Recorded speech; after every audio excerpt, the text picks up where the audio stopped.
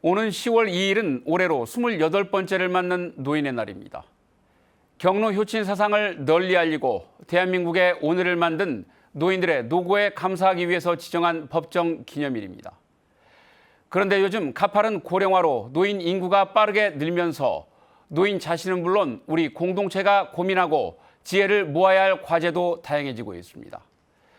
오늘 시사토크에서는 노인의 날을 앞두고 전북에서 노인들이 충분히 행복한 삶을 누리고 있는지, 또 더 나은 사회를 만들기 위한 과제는 무엇인지 이야기를 나눠보겠습니다. 화면 왼쪽부터 최병관 전북특별자치도 행정부지사, 서양열 전북특별자치도 사회서비스원 원장, 그리고 김응주 원광대학교 복지보건학부 교수, 이렇게 세 분과 함께합니다. 네, 어서 오세요. 네, 반갑습니다. 네, 고령화가 정말 빠르게 진행이 되고 있습니다. 부지사님, 전북은 이른바 초고령화 사회에 지금 해당이 되는데요. 전반적인 노인 인구 현황 어떤지 한번 살펴봐 주시지요. 네, 우리나라는 2024년 8월 말 기준으로 노인 인구가 1000만 시대를 열었습니다. 그런데 전북 노인 인구는 우리 도 전체 인구가 173만 명인데 43만 명으로 나와 있어서 노인 비율이 24.8%, 그러니까 전국에서 네 번째로 높게 고령화 사회가 되고 있고요. 전주시를 제외하고 13개 시군이 20% 이상의 초고령 사회로 진입을 하고 있는 상황입니다. 네, 이제 전북뿐만 아니라 말씀해 주신 것처럼 우리나라 전체적으로 고령화가 빠르게 진행이 되고 있다 보니까 인구 구조부터 많은 변화나 또 과제들이 나타나고 있는 것 같습니다. 이제 하나씩 살펴볼까 하는데요.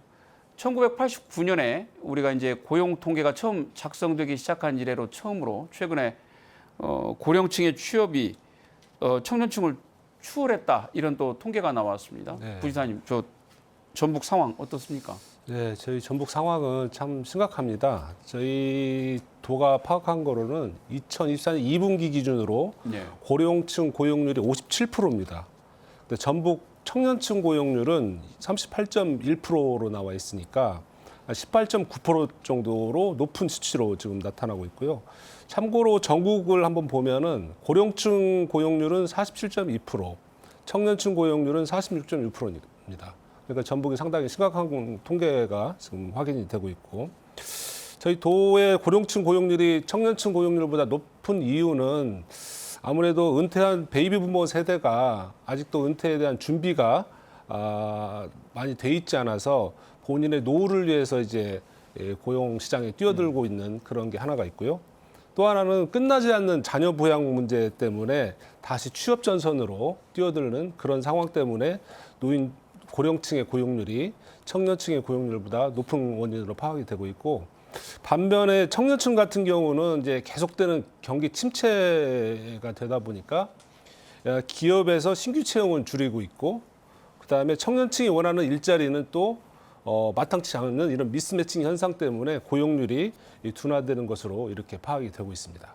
예, 그 고령층 취업 문제 조금 더 살펴보겠습니다. 저희가 지난 시간에 마침 일자리 문제를 조금 다루기도 했었는데, 원장님, 우리가 지금 일자리가 복지다 이런 말도 있습니다만, 이제 정부나 자치단체가 이런 그 노인 일자리 문제도 굉장히 많은 공을 들이고 또 지원을 해 왔지 않습니까? 근데 그럼에도 불구하고 이제 여러 가지 임금이랄지 형태랄지 이런 문제에서 조금 더 개선이나 보완이 좀 필요하다, 이런 이야기들이 나오고 있는데 어떻게 보시는지요?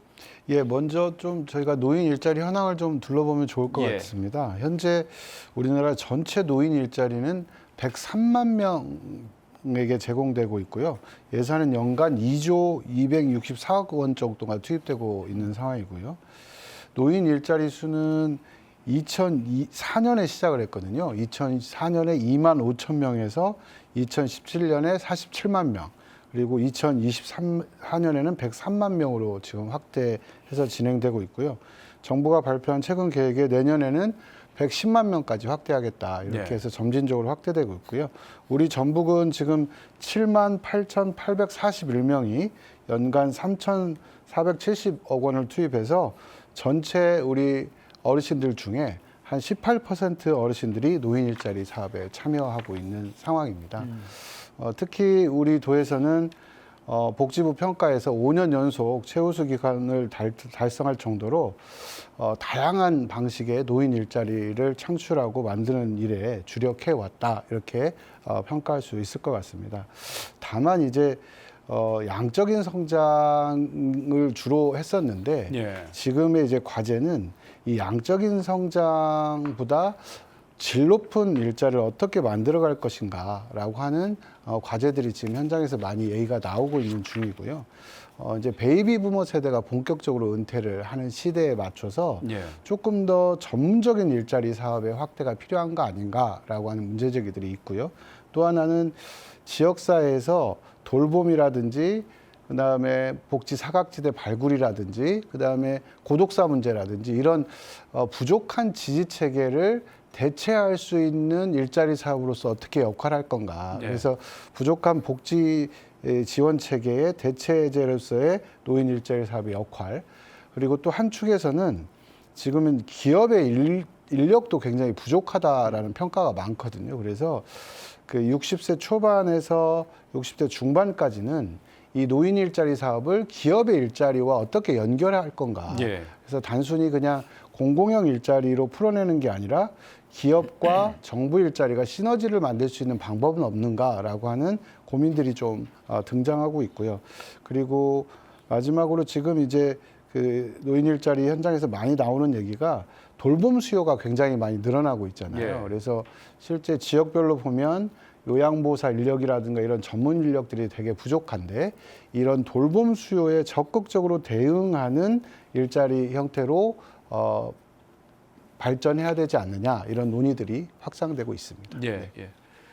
교수님, 우리가 이제 일자리 그러면 뭐 가장 그 1차원적인 것은 이제 생계 유지 수단이라는 것인데 이제 그동안에 여러 가지 그 나온 얘기를 보면 노인 일자리의 급여가 이제 굉장히 뭐 한 30만 원대로 적다든지 단순 뭐 노동 제공 형태라든지 이런 그 문제들이 지금 지적이 되어 왔지 않습니까? 그런데 이제 그거 이외에도 또 일자리라는 것이 또 여러 가지 이제 사회적 의미가 또 본인한테도 있는 것이기 때문에 다양한 측면을 이제 질을 또 향상시킨다는 측면에 이제 고려를 해봐야 될 것 같은데 어떤 부분 좀 살펴봐야 될까요? 우리가 흔히 이제 그 노인 일자리 유형을 나누다 보면은 세 가지로 이렇게 나눈다고 예. 합니다. 그러니까 방금 이야기했듯이 이제 생계형, 시장형이 예. 있고요. 그다음에 이제 두 번째는 이제 경험과 경력을 활용하는 그 사회 서비스 제공형 뭐 이런 것들이 있고요. 예. 그다음에 이제 지역사회에 공헌하는 공익형 뭐 예. 이런 정도로 일자리가 나눠진다고 합니다. 그것은 이제 그 노인 세대의 특성에 따라서 이렇게 나눠지는데요. 그러니까 절대 빈곤층 같은 경우에는 이제 생계 수단으로 이렇게 일자리가 주어지고요. 그다음에 이제 상대 빈곤층 같은 경우에는 아까 이제 돌봄, 뭐 요양보호사 이런 것처럼 사회 서비스형 일자리고, 그다음에 이제 신노년층이라고 그러죠. 그러니까 베이비 부머 세대가 우리나라의 최초의 연금 세대라고 하잖아요. 예. 그분들은 이제 구매력도 있고 교섭력도 있고 여러 가지 다양한 경험을 가지고 있는 세대이고, 노후의 어떤 그 노후 대비가 어느 정도 되어 있는 사람들이기 때문에 지역사회에 기여하는 뭐 공익형 또는 공헌형 이런 일자리를 많이 찾고 있는 것 같습니다. 그렇기 때문에 그런 일자리 유형에 따라서 우리가 적절하게 좀 대책을 좀 세워가야 할 그럴 필요가 있을 것 같습니다. 예, 예. 그 교수님 말씀해 주신 이제 그 노년층 베이비 부머 세대들은 그래서 조금 상대적으로 이제 준비가 된 세대라고 좀 볼 수가 있을 것 같은데 우리가 이제 노인 일자리 문제를 그 넓은 의미로 놓고 보면 심각한 사회 문제 중에 하나인 노인 빈곤 문제하고 조금 맞닿아 있지 않습니까? 그런데 전북은 기초생활 수급자 비율이랄지 연금, 소득 뭐 이런 측면에서 놓고 보면 상당히 이제 그 하위권에 머물고 있어서 상태가 별로 좋지 않은 편인데 부지사님은 그 도 입장에서 보실 때는 도내 노인 빈곤 현황 어떻게 보시고 또 어떤 대책들이 좀 진행이 되고 있는지. 네, 제가 아까 모두에 말씀을 드린 것 중에 저희 전북은 노인 인구 비율이 전국에서 4번째로 높다라고 말씀을 좀 드렸었고, 또 전주를 제외한 13개 시군이 초고령 사회로 지금 나와 있다고 말씀을 드렸습니다. 우리 사회자님께서 말씀하신 대로 기초생활수급자 비율은 전국에서 1위입니다. 1위고 노인의 연간 소득 같은 경우도 전국 14위 정도밖에 안 되고요. 국민연금 1인당 월 평균 수입액은 17개 시도 중에서 16위입니다. 그러니까 상당히 지금 각종 지표가 좋지 않은 것으로 나온 것은 사실이라고 볼 수 있고요. 잘 아시다시피 노인의 빈곤 문제는 단순히 어떤 경제적인 문제는 아니고 노인의 건강이랄지 삶의 질, 사회 참여 등에도 부정적으로 작용을 하고 있습니다. 저희 도에서는 아까 서양열 원장님 말씀하신 대로 한 7만 8천 명 정도의 노인 일자리, 재정 일자리 사업을 2024년도에 추진을 한 바가 있고 베이비 부모 세대의 어떤 그 굉장히 경력 역량을 활용을 해서 사회 서비스형 일자리, 그러니까 아까 양보다는 질적인 어떤 일자리를 말씀을 아까 서영현 원장님 말씀해 주셨는데 사회 서비스형 일자리하고 민간형 일자리를 대폭을 좀 확대를 좀 하고 있습니다. 더불어 소득 하위 70% 이하가 한 31만 8천 명 정도가 되는데요. 이분들한테는 기초연금을 지급을 하고 있습니다. 근데 소득 재산 초과로 인해서 기초연금에서 누락된 분들이 계시거든요.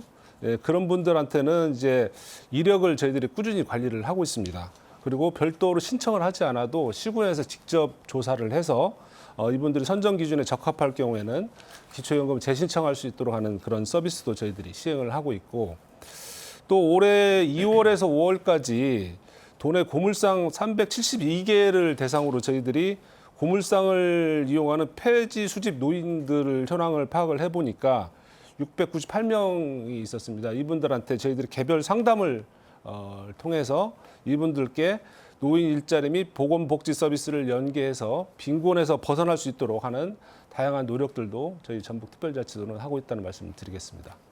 예, 아까 뭐 설명해 주신 것처럼 연금 수급액 기준이랄지 기초생활 수급자 이런 거 보니까 뭐 전라북도의 그 현실 상황이 굉장히 생각했던 것보다 좀 어렵다는 것을 확인할 수 있었는데요. 최근에 이제 그 가족 없이 또 혼자 살고 있는 독거 노인도 굉장히 많이 늘고 있는 것으로 나오고 있습니다. 뭐 요즘엔 그 가족 구성원도 젊은 사람들도 1, 2인 가구가 굉장히 많이 늘어나고는 있습니다만 이제 노인 같은 경우는 스스로 보호나 관리가 이제 어려운 현실이 있다 보니까 또 여러 가지 파생되는 문제들이 있는데 어떤 부분들이 좀 있을까요? 일단 그 전체 노인 인구 중에서 지금 2024년 현재 1인 가구 비율이 거의 35% 가까이 된다고 그러고요. 그 중에서도 70대 이상이 거의 20% 가까이 된다고 합니다. 그러니까 오히려 이 젊은 세대보다도 1인 가구 비율이 훨씬 높고요. 젊은 세대 같은 경우에는 이제 자발적 선택에 의해서 스스로 1인 가구 이렇게 하는 경우가 있지만 노인 세대의 1인 가구 같은 경우에는 가족이 해체되었거나 또는 공동체가 해체되었거나 이런 상황에서 1인 가구로 이렇게 방치되고 있기 때문에 여러 가지 이제 문제들이 많이 나타나게 되죠. 문제를 세 가지 정도로 좀 정리해 볼 수가 있는데요. 가장 이제 대표적인 게 경제적인 어려움과 빈곤 문제들입니다. 특히 여성 노인의 빈곤율 매우 심각하다고 이야기를 하고 있고요. 두 번째 사회 문제는 이제 사회적 고립과 심리적인 불안감, 뭐 이런 것들이 있습니다. 이것은 이제 상대적으로 남성 노인에게서 좀 많이 나타난다고 하고요. 그다음에 이제 세 번째는 건강 문제와 돌봄 서비스 사각지대. 이게 이제 아까 방금 말씀하셨던 고독사나 이런 문제들이 여기에 해당되는데 더 큰 문제는요. 이 앞으로 노인 1인 가구 증가율은 지금까지도 가파른데 앞으로 향후 그러니까 2050년 정도가 되면은 전체 노인 인구의 50% 이상이 1인 가구가 될 거라고 통계청은 추계하고 있습니다. 이런 노인 가구 1인 노인 가구 증가율은 전 세계에서 유례를 찾아볼 수 없는 정도이거든요. 그렇기 때문에 지금 적절한 대처를 하지 못하면 말 그대로 골든 타임을 놓치는 거다. 이렇게 좀 생각을 하고 있습니다. 뭐 교수님 설명 듣다 보니까 이게 그 여성 노인과 남성 노인이 또 조금 그 더 취약한 부분들이 조금 다르군요. 성별에 따라서. 서양일 원장님, 요즘 사회가 워낙 첨단 기술, 뭐 디지털 이런 것들이 이제 빨리 보급이 되고 생활 속에 깊숙이 침투해 있다 보니까 디지털 소외 문제도 그 호소하시는 분들이 좀 많은 것 같습니다. 주변에서 그 만나시는 어르신들도 이른바 그 디지털 소외 말씀하시는 분들이 좀 많이 있죠. 예, 워낙 정보의 홍수 시대에 살고 있잖아요. 그런데 예. 막상 이 정보의 홍수 시대를 살고 있지만 정보는 격차가 더 심하게 벌어지는 것 같습니다. 예. 그러니까 스마트폰에 참 많은 정보가 들어가 있지만 정말 중요한 정보들은 어르신들은 못 만나는 경우가 굉장히 많거든요. 예. 그래서 좋은 정보를 잘 전달하는 방법도 대단히 중요하겠구나 이런 숙제를 좀 가지고 있고요. 정보통신기획평가원에서 2023년에 디지털 정보 격차 실태 조사를 했어요. 일반 국민을 대상으로. 그런데 이 중에 고령층이 디지털 정보 역량 수준이 55.3%로 가장 낮게 나타났거든요. 그러니까 대부분 4대 정보 취약계층을 고령층, 농어민, 장애인, 저소득층으로 보는데 그중에 고령층의 정보 획득 능력이 굉장히 취약하다 이런 예. 결과가 나와 있어서 이런 부분들은 조금 더 많은 연결을 우리가 고민해야 된다 이런 과제를 좀 갖고 있고요. 또 하나는 디지털이 드러나면서 디지털 사용 격차도 좀 심하게 벌어지고 예. 있습니다. 그러니까 그 노인복지관이나 이런 데서 주로 새롭게 등장하는 프로그램이 요즘 키오스크 활용이라든지 이런 부분이 많이 나오는데 이 키오스크 그 기계도 워낙 가게별로 다르다 보니까 어르신들이 그 가게 앞에 가서 주문을 못하는 일이라든지 또는 최근에 몇 년 전에 가장 어려움을 호소한 게 버스를 어떻게 타야 될지 모르겠다. 버스 네. 정류장에 갔는데 표를 끊기가 너무 힘들다. 이런 어려움을 호소하신 실제 사례들이 굉장히 많이 늘어나고 있고요. 그리고 정보가 과하게 유튜브라든가 이런 걸 통해서 가다 보니까 디지털 과의존도 너무 심각한 상황입니다. 그래서 어르신들에게 이 정보 홍수 시대에 정말 좋은 정보가 잘 전달되도록 노력하는 것도 대단히 중요한 문제인 것 같습니다. 예, 예. 그러니까 말씀해 주신 것처럼 사실 뭐 노인 복지관에도 좀 가시고 친구분들도 좀 있는 분들은 그런 예, 교육이나 프로그램에도 좀 참여할 수 있는 여지가 있는데 혼자 계시거나 그런 접점이 좀 적은 분들은 그런 정보를 배우거나 또 습득할 수 있는 기회 자체가 상당히 적다는 생각도 좀 들더군요. 이제 우리가 이제 앞서 거론된 것처럼 노인들의 뭐 안전을 보장하기 위한 돌봄 또 이런 여러 가지 소외 문제를 막기 위한 교육 이런 세심한 방안들이 좀 많이 필요할 텐데요. 그런 거 이외에도 또 노인들을 위해서 어떤 노력이 필요하다고 보시는지 한 말씀씩 부탁드리겠습니다. 예, 부지사님. 예. 아무래도 상황에 맞게 안전한 어르신 맞춤형 서비스 강화가 중요하다고 보고 있습니다. 지금 저희 전북은 이제 초고령 사회로 진입을 했기 때문에 전북 어르신들이 이 주거, 식사 등 일상 생활도 중요하고요. 또 더 나아가서 의료, 간병, 요양에 이르기까지 종합적인 지원 대책이 매우 중요하다고 저희들은 진단을 하고 있습니다. 혼자 힘으로 생활하기 어려운 어르신이 아무래도 시설이랄지 병원을 선호를 하지 않고 거주하는 곳에서 좀 서비스를 받기를 원하는 분들이 많이 있습니다. 이분들을 대상으로 촘촘한 돌봄 서비스를 받을 수 있도록 예방적 돌봄 체계를 강화를 하도록 하겠습니다. 그리고 안부 확인이 필요한 어르신들이 많이 계시는데 사각지대가 발생하지 않도록 저희들이 적극적으로 발굴도 하고 홍보도 해서 대상자를 확대해서 서비스가 돼야 된다고 보고 있고요.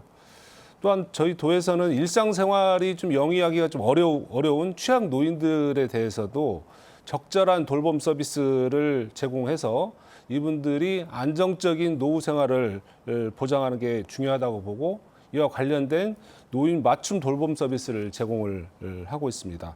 올해부터 신체 제약으로 거동이 불편하고 또 일상생활 지원 필요가 큰 어르신들에게는 월평 16시간 제공하던 그런 서비스를 돌봄 서비스를 20시간 이상으로 저희들이 늘려서 개인별 건강 상태랄지 서비스 욕구에 따라서 안전 지원, 가사 지원, 외출 동행 등 필요한 서비스를 확대해서 제공을 하고 있고요.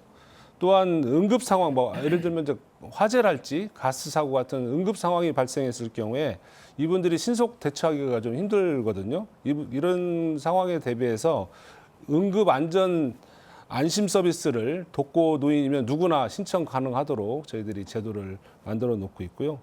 또한 노인 의료하고 돌봄 통합지원 시범 사업을 올해부터 시행을 하고 있습니다. 그래서 어르신이 돌봄이 필요하게 되더라도 아까 말씀하신 한 대로 병원이나 시설보다는 살고 있는 곳에서 이 편안히 돌봄 서비스를 받을 수 있도록 하는 그런 서비스도 저희들이 올해부터 시범 사업으로 하도록 하겠습니다. 예. 예. 최양일 원장님. 예, 재병관 부시장님께서도 말씀하셨지만 다양한 돌봄 사업과 다양한 지지 체계가 더 많이 확대돼야 한다고 생각을 하면서 사회적 소외의 가장 중요한 고리는 저희가 주목하는 것은 이 사회적 소외가 확대되면서 나타나는 고립의 문제거든요. 그러니까 이 고립되는 분들이 갈수록 늘어나고 있다. 그러면 이분들을 어떻게 우리가 조금 더 적극적으로 고립을 줄여갈 것인가에 대한 관심을 가져야 되는데 이 고립을 줄이기 위한 더 많은 연결이 좀 필요합니다. 그러니까 이 연결은 단순히 행정만이 할 수 없고 민과 관이 손을 잡고 많이 같이 지역사회에서 움직여야 된다고 생각을 합니다. 그러니까 결국은 우리 몸에 혈액이 돌아야 건강하듯이 이 수많은 연결은 우리 지역사회의 혈액과 같은 기능을 한다고 보거든요. 그래서 어르신들이 고립되지 않고 지역에 자꾸 나오고 자꾸 사람들을 만나고 할 수 있는 이 연결 고리를 더 많이 만들어야 하는 게 저희 숙제라고 보고요. 또 하나는 그러면 연결을 해서 뭘 할 거냐. 작은 역할이라도 좀 부여했으면 좋겠습니다. 그냥 동네에 나와서 작은 풀이라도 뽑는 이게 큰 건 아니지만 그 역할이 내가 무언가를 하고 있다는 인식을 심어주는 과정이 결국은 그것이 우리의 지역사회를 좀 더 단단하게 하는 힘이라고 생각하고요. 그리고 마지막으로는 민선 8기 공약 사업으로 지금 제시되고 있는 전북형 돌봄 체계를 통해서 실제 민과 관이 이제 같이 돌보는 방식. 그러니까 지금까지는 행정이 큰 그림을 그리고 행정 위주의 이런 돌봄 체계였다면 그렇지 않고 예산이 없어도 우리가 같이 돌보고 살자라고 하는 그 보편적 인식이 확산되는 그런 과정들이 조금 더 깊이 선행될 필요가 있겠다 싶습니다. 예, 교수님. 아까 이제 맞춤형 돌봄 이야기를 하는데, 그것은 이제 돌봄 대상자 특성에 따라서 서비스를 맞춤형으로 제공하는 이런 방식이고요. 거기에 덧붙여서 서비스 제공 방식도 우리가 한번 고민을 해볼 필요성이 있습니다. 그걸 이제 우리가 통합 돌봄이라는 개념을 쓰는데요. 그러니까 보건의료부터 시작해서 먹거리 돌봄까지 그 대상자의 욕구에 맞추어서 통합적으로 제공하는 돌봄 방식. 그게 이제 지역사회 통합 돌봄 사업이라고 이야기를 합니다. 우리가 이제 지난 정권에 시범 사업을 진행했었고, 시범 사업 성과도 꽤 있었던 걸로 알고 있는데, 그게 조금 미진하다가 요즘 이제 각 지자체별로 통합 돌봄에 대한 조례도 제정하고 사업들이 이렇게 진행이 되는 걸로 알고 있습니다. 이 통합 돌봄이야말로 아마 서비스 효율성이나 대상자 욕구 충족에 가장 적절한 방식이 아닐까 생각을 합니다. 네, 그렇군요. 우리가 지금 나이가 들면 어르신들이 참 병원 가실 일이 많아집니다. 요새는 보건소라든가 이런 데를 중심으로 그 치매 테스트도 굉장히 많이 잘 되고 있습니다만 치매를 비롯해서 건강 문제 이런 것 때문에 병원 가야 될 일이 참 많은데 도시도 마찬가지거니와 농촌 같은 경우는 병원 접근성 참 많이 떨어집니다. 요즘 좀 특수한 상황이긴 합니다만 평상시에도 그런 부분이 좀 있는데 어떤 좀 보완이 필요할까요, 교수님? 무엇보다도 의료 공공성을 지금보다도 훨씬 더 확대를 해야 됩니다. 특히 요즘 같은 경우 여러 가지 어떤 의료 어떤 문제 때문에 의료 대란이라고 할 정도로 하는데 농촌 지역의 공공진료소의 의료 인력을 도시 지역으로 투입하는 그러다 보니까 농촌은 더 사각지대에 놓이게 되는 이런 웃지 못할 사건들이 더 벌어지는데 지금보다도 훨씬 더 촘촘하게 의료 공공성을 확립할 수 있는 그런 방안이 마련되어져야 된다고 생각을 합니다. 요즘 이번 정부가 지금 의료 개혁을 이야기를 하고 있는데 이렇게 이제 정원 문제에 너무 치중하다 보니까 개혁의 방향성 또는 가치와 철학이라는 것이 조금은 좀 사장되는 경우가 있어요. 그 공공성 문제가 무엇보다도 중요하고요. 아까 이제 어떤 그 민간 내지는 지역사회에서의 그 보건의료 체계, 그러니까 민간의료 보건 체계도 그러니까 이윤형 병원보다는 뭐 의료복지 사회적 협동조합이랄지 예. 이런 이제 공익형 협동조합, 생협 이런 것들이 촘촘하게 만들어져서 우리 어르신들이 쉽게 접근하고 또 다양한 그 의료 서비스를 받을 수 있고 이런 체계를 좀 만들어가는 게 그게 어떤 공공성의 확보 방식 아닐까 이렇게 예. 생각을 합니다. 예, 예. 원장님 어떻게 보세요? 예, 저는 그 어르신들의 건강 문제에서 가장 중요한 건 예방 정책이라고 봅니다. 근데 사실 지금 저희가 치매 등 어르신 노년기 건강 문제는 사후 대책이 주를 이루고 있거든요. 근데 이렇게 고령화가 심각하게 진전되고 있는 과정에서는 예방 사업을 대폭 강화해야 된다고 보고요. 근데 예. 예방 사업을 잘 못 하더라고요. 제가 전주시하고 통합돌봄 시험 사업을 해볼 때 복지부가 예방 사업을 하는 걸 되게 무서워하더라고요. 그러니까 예방 사업은 성과로 나타나지가 잘 않기 때문에 더더욱 그런 것 같습니다. 그런데 실제 어르신들이 건강한 노후 생활을 많이 추구하시는데 이 건강한 노후 생활의 핵심은 예방 체계거든요. 그래서 건강한 노년 활동을 할 수 있는 거, 그리고 건강 관리를 할 수 있는 거, 아까 교수님이 말씀하신 건강한 먹거리 돌봄 체계를 만드는 거, 이런 게 사실은 촘촘한 예방 체계 안에서 가능한 일이고, 이 전북이 그런 부분에 조금 더 선제적 역할을 하면 좋겠다, 이런 희망을 좀 갖고 있습니다. 예, 알겠습니다. 우리가 이제 보면 그 노인 학대 그도 사회 문제가 된 지가 꽤 오래 됐습니다. 뭐 유형도 다양하게 있는데 혹시 뭐 도움을 받을 수 있는 방안이 있다면 유형은 어떤 것이 있고 도움 받을 수 있는 방안이 있으면 어떤 것이 있는지 원장님 좀 설명해 주시죠. 예, 노인 학대도 뭐 매우 지금 급증하고 있는 사회적으로 되게 어려운 문제인데요. 실제 고령화의 습격이 이 노인 학대 문제를 더욱더 어렵게 만들고 예. 있고요. 가족 내 학대보다는 요즘에 이제 시설에서 학대까지 늘어나기 때문에 사실 이 학대를 발견하기도 매우 어려운 상태입니다. 주로 학대가 일어난 형태는 정서적 학대가 통계를 보면 한 47%, 그 다음에 신체적 학대가 한 35%, 그다음에 방임, 경제적 학대 이런 순서로 나타나고 있거든요. 우리 도도 비슷한 형태인데요.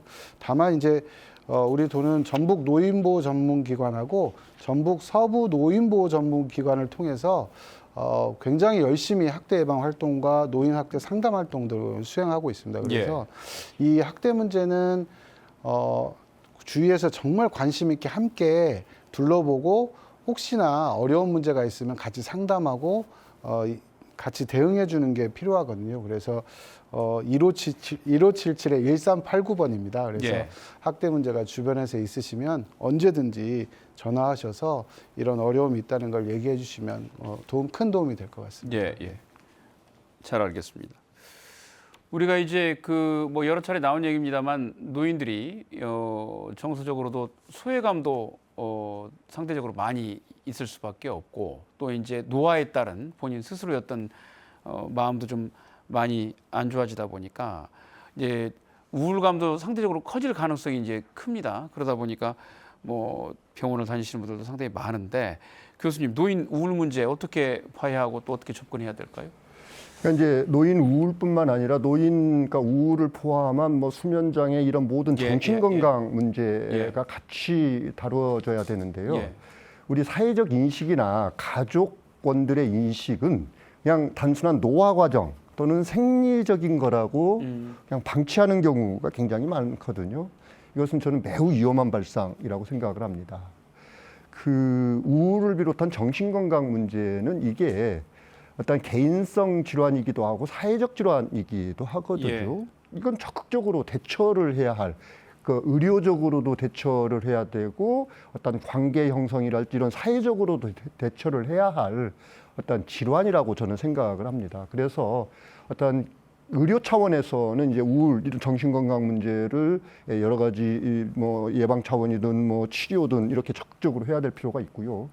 또 정신 건강 사회적 뭐 아까 이제 고립이나 소외와 같은 이런 정신건강 문제들 같은 경우에는 사회적 관계 형성을 좀 더 적극적으로 하고 예. 이런 식으로 해서 조기에 대처하고 적극적으로 대처하고 전문적으로 대처해야 한다. 이것은 단순한 노화의 문제가 아니다. 예. 이것은 꼭 우리가 인식을 해야 될 것 같습니다. 예, 예. 알겠습니다. 아까 그 교수님 말씀해 주셨던 공공성을 강화하는 그렇죠. 범주 안에도 그런 예, 또 예. 저 기능도 상당히 보강할 필요가 있다는 생각이 드는군요.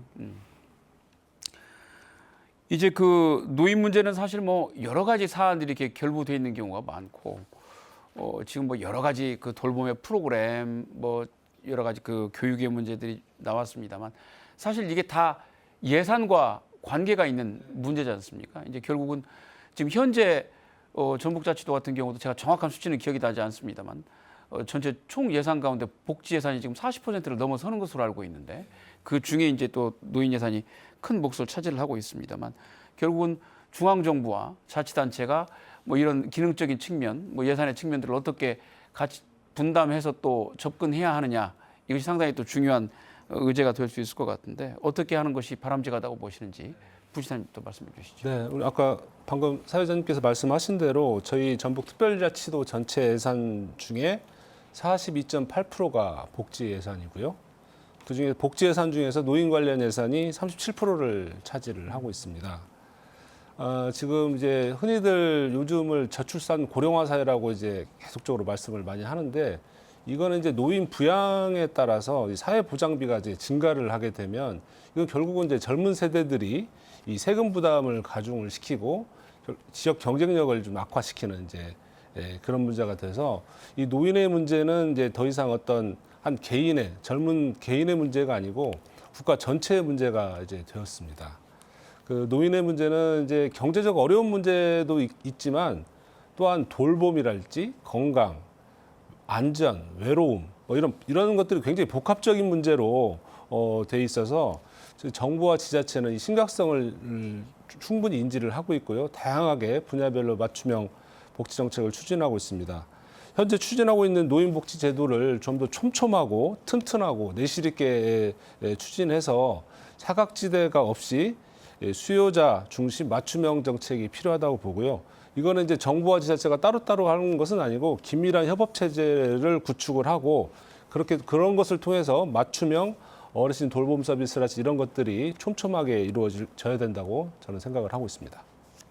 예, 원장님. 예. 예, 정부와 지자체 얘기를 부지사님께서 얘기해 주셔서 더 적극적인 고민을 하시는 거에 감사하다는 말씀 드리고 다만 어르신들의 주요 욕구는 오래도록 건강하게 일하고 활동하는 욕구, 그다음에 건강 생활을 오래 유지하는 욕구, 사회적 역할이 지속되는 욕구, 이 세 가지가 주로 나타나거든요. 그러니까 가까운 일본은 이제 장수 사회라는 캐치플레이를 가지고 있으면서 아프지 않고 오래 사는 사회로 만들자 이런 지금 운동을 하고 있는데 우리도 이제 그렇게 정부와 지자체 그다음에 민간이 함께 할 수 있는 좋은 노년 문화를 만들어야 되는 시기에 좀 오지 않았나 싶습니다. 그래서 정부와 지자체의 재정 투입이 우선하지만 재정만으로 또 되지 않는 일정한 문제들이 있다고 봅니다. 그래서 아까 교수님께서 얘기하셨던 의료사업 등과 같은 이 다양한 민간 주체들이 조금 더 나은 서비스를 할 수 있는 틀들을 좀 짜들어가는 것도 저희가 지금 같이 고민해야 된다는 생각이 들고요. 그래서 결국은 전 사회가 우리가 살아야 될 노년 사회를 어떻게 맞이하고 준비할 건가, 이 부분이 우리한테 주어진 숙제이지 않는가라는 생각이 들고요. 전북도 같은 경우 민선 8기 공약 사업인 전북형 돌봄 체계가 민과 관이 함께 돌봄을 더 튼튼하게 하겠다라고 선언을 한 거기 때문에 실제 이 튼튼한 돌봄 체계를 어떻게 지역사회에서 구현해 갈 것인가, 예. 이런 과제를 남기고 있는 것 같습니다. 네. 그렇군요. 예, 교수님 어떻습니까?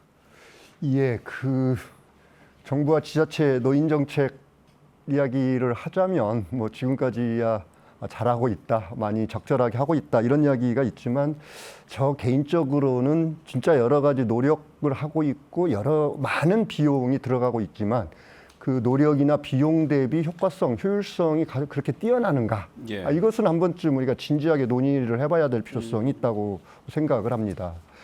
사실 그 이유는 정책의 방향성을 조금 우리는 새롭게 접근을 해야 되는 거 아닌가 이렇게 생각을 하는데 예.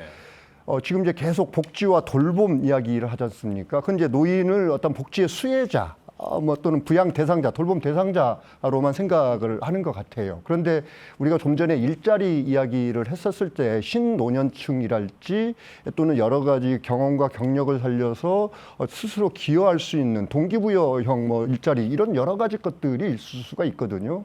그렇기 때문에 노인형 일자리를 진짜 어떻게 가져갈 것인가, 그게 또 다른 복지일 수도 있고 예. 생산적이자 투자적인 복지일 수가 있거든요.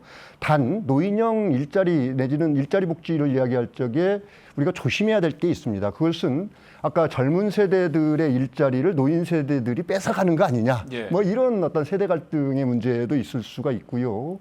그렇기 때문에 노인형 일자리의 특성을 좀 저는 좀 살려서 그게 이제 촘촘한 복지망으로 연결되어야 된다라고 생각을 하는데, 그러기 위해서는 세 가지 원칙이 있어야 된다고 생각을 합니다. 첫째는 노인형 일자리에는 그 젊은 세대나 전체적인 사회와 겹치지 않아야 됩니다. 노인만의 특성이 있어야 된다라는 거죠. 그다음에 두 번째는 노인 세대의 장점을 살려야 된다라고 저는 생각을 합니다. 아까도 이야기했지만 신노년층 같은 경우에는 연금 세대이기 때문에 구매력과 교섭력이 매우 높은 세대들이거든요. 예. 거기에 적절한 일자리가 만들어질 필요가 있고요. 그다음에 생계형이라도 적절한 소득 보장을 통해서 자립할 수 있도록 만들어주는 게 매우 중요하다고 생각을 합니다. 그랬을 경우에 보호가 돌봄이 필요한 노인들에게는 적절한 복지 대책을 세우고, 스스로 자립하고 일을 할 수 있는 세대에게는 거기에 맞춰서 일자리 정책을 추진해 가고, 이러한 이게 이제 진정한 맞춤형 또는 다양한 트랙별 정책이라고 생각을 하고, 그런 점들을 지자체나 정부가 좀 더 노력해야 하지 않나 이렇게 생각을 합니다. 예, 예. 뭐 조금 다른 얘기가 될지도 모르겠습니다만 최근에 이제 정부가 연금 개혁과 맞물려서 이제 정년 연장 뭐 법안도 지금 민주당 의원이 발의해서 올라간 것이 있는데, 그 교수님 말씀하신 대로 이 정년을 연장할 경우에 그 젊은 세대와의 그 일자리를 놓고 또 그 갈등이나 다툼이 벌어질 수 있다라는 우려가 이제 아마 법안 심사 과정에서 또 사회적으로 많이 노정이 될 것 같습니다. 예. 예. 그래서 이제 겹치지 않아야 된다라는 것 하고요. 그 다음에 노인 정책을 위해서 젊은 세대가 희생한다. 이건 이제 우리 젊은 세대들이 가장 못 찾는 게 불공정하다라는 예. 거거든요. 그런데 그런 어떤 세대 갈등보다도 포용적으로 나아가기 위해서는 노인은 노인 역할을 할 수 있도록 하고, 예. 젊은 세대는 젊은 세대를 할 수 있는 그런 적절한 역할 분담을 우리가 어떤 사회적 합의와 집단 지성을 통해서 찾아 나가야 되는 거 아닌가. 저는 그게 진정한 노인 정책의 방향 아닐까 이런 생각을 합니다. 예, 예, 예. 그 아까 저기 부지사님 말씀해 주신 게 지금 우리가 예산이 42%가 복지 예산이고 그 중에 이제 37% 정도가 노인 관련 예산이라고 하셨는데, 우리가 지금 구조가 좀 넘어가니까 뭐 이 전체 예산으로 따져놓고 보니까 한 5, 6% 정도가 노인 예산에 쓰이는 것 같고, 이대로 뭐 구조 정도 산입을 하면 1조 한 3, 4천억 정도는 노인 예산에 들어간다라는 저 계산이 나오는군요. 교수님 말씀대로 그게 과연 온전히 제 몫을 다 하고 있는지 뭐 또 다른 얘기일 수 있습니다만, 그만큼 과거에 비해서는 사업의 폭도 범위도 굉장히 넓어졌다라는 또 얘기기도 하겠죠. 알겠습니다. 말씀드린 대로 10월 2일 노인의 날입니다. 우리가 이제 노인을 존경하고 감사하는 마음을 확산하자라는 뜻으로 취지해서 이제 이 법정 기념일로까지 만들어서 지금 지정을 해오고 있는데, 최근에는 노인은 굉장히 많이 늘었지만 이 경로효친 사상은 조금 과거보다 좀 엷어진 것 아니냐, 이런 얘기들도 좀 있는 것 같습니다. 교수님 보실 때 이런 부분 조금 더 되살리려면 어떻게 해야 될까요? 그러니까 이제 노인 세대가, 그러니까 우리가 이제 법적으로 65세 이상을 노인 인구라고 예. 하지 않습니까? 사실 베이비 부머 세대들 같은 경우에는 이제 노인 세대로 진입을 하고 있는 부분인데, 그분들 같은 경우에는 경로효친을 이야기하기에는 참 어려운 부분들이 있거든요. 예. 오히려 그 베이비 부머 세대들을 우리가 낀 세대라고 하는데, 우리 세대에서 마지막으로 부양하는 세대, 부모 세대를 네. 또 자녀로부터 부양받지 못하는 세대라고 이야기를 합니다. 그렇기 때문에 그들을 같이 막 80대, 90대의 노인과 함께 묶어가지고 경로 요친을 이야기하고 돌봄을 이야기하는 것은 조금은 어려움이 있다고 생각을 합니다. 그렇기 때문에 물론 이제 경로 효친이라는 게 굉장히 필요하죠. 그렇지만 그것을 어떻게 세대별, 연령별로 좀 나누어서 이 경로 요친의 필요성 내지는 방향성을 좀 잡아갈지 이런 것들을 한번 고민을 해봐야 된다고 생각을 합니다. 저도 이제 61년생이니까 내일 모레 65세 이상인데 예. 저한테 경로 요친 이야기하면은 좀 쑥스러울 것 같습니다. 예, 예. 예, 원장님 어떻게 보세요? 예, 늘 고민하는 게 노인 친화 환경을 어떻게 만들 건가거든요. 사실은 인구의 40%, 50%가 노인이 되는 사회에서 우리가 살아보지 않았기 때문에 이런 노인이 주가 되는 사회를 어떻게 준비하고 맞이할 것인가는 우리 모두가 가져야 될 중요한 숙제라고 봅니다. 그래서 이 부분이 특별한 계층만을 위한 과제가 아니라 전 세대가 함께 풀어야 되는 숙제라고 보고요. 여전히 우리 안에는 노인에 대한 부정적 인식이 여전합니다. 그런데 노인이 되지 않는 사람은 없거든요. 그래서 예. 이 부정적 인식을 바꾸기 위한 일차적인 노력이 좀 필요하고요. 또 하나는 고령 인력을 활용을 하는 방법에 대해서 혁신적인 변화가 좀 필요한 것 같습니다. 그래서 좀 전에 말씀하셨던 정년 연장의 문제를 포함해서 이 고령 인력이 지역에서 어떻게 역할을 할 것인가에 대한 문제를 본격적으로 잘 논의해야 될 과제 아닌가 생각합니다. 네. 예. 예, 부지사님. 네, 아까 사장님께서 지금 경로 효친 문제를 말씀을 하셨는데, 저희들이 이제 정부나 지자체에서는 각종 기념일을 제정해서 다양한 계층들, 뭐 노인, 청년, 여러 계층들의 대상으로 이제 어떤 사회 분위기 조성에 관한 기념일들을 하고 있습니다. 근데 이제 10월 2일을 노인의 날로 제정된 의미는 노인을 존경하고 감사하는 마음을 확산하기 위한 거고요. 올해도 저희들은 10월 4일 날 도청 공연장에서 한 800여 여분을 모시고 유한 공연도 하고 노인 복지 발전에 기여한 유공자들, 그다음에 효행자들을 표창하는 기념식을 해서 노인의 날의 의미와 중요성을 널리 알릴 계획으로 있고요. 참고로 93년부터 노인의 날을 기념을 해서 100세 이상 어르신들께 장수 지팡이를 저희 도에서 징정을 하고 있는데 올해는 100세 어르신이 96명입니다. 96명 그 어르신들께 장수 지팡이를 전달할 계획으로 있고요. 이와 함께 어른을 공경하고 부모를 효도하는 문화를 확산하기 위해서 효문화 교육이랄지 건강 효잔치, 효행자 발굴 시상 등 다양한 노력도 저희 도하고 시군이 함께 추진하도록 그렇게 하겠습니다. 네. 마지막 질문을 드려야 할 것 같은데요. 돌아보면 10년, 20년 전에 비해서는 사실 노인 복지가 상대적으로 굉장히 많이 촘촘해지고 사업도 많아진 것이 사실입니다. 하지만 이제 여전히 고령화가 굉장히 빠르게 진행되고 있고 대상 인구도 아주 많이 늘고 있어서 이제 조금 더 개선하고 또 고민하고 또 여러 가지 다양한 점을 촘촘하게 마련을 해야 할 텐데 어떻게 해나가는 것이 바람직하다고 보시는지 마무리 발언으로 한 말씀씩 부탁드리겠습니다. 예, 부지사님부터 해주시죠. 네, 저희 전북특별자치도에서는 어르신들을 위해서 다양한 맞춤형 노인복지 정책을 추진을 하고 있습니다. 크게 네 가지로 아까도 제가 말씀드린 건데요.